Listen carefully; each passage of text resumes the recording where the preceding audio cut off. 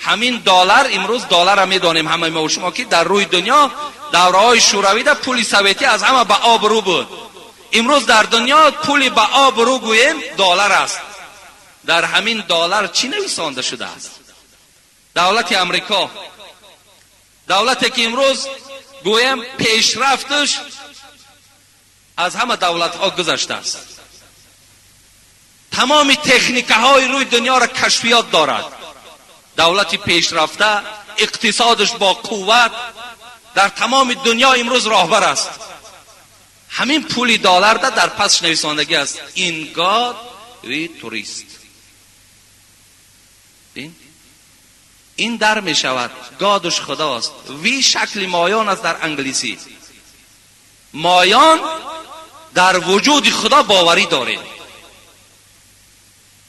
در پشت دلار کلان کلان نویسنده شده است ما در وجود خدا باوری داریم.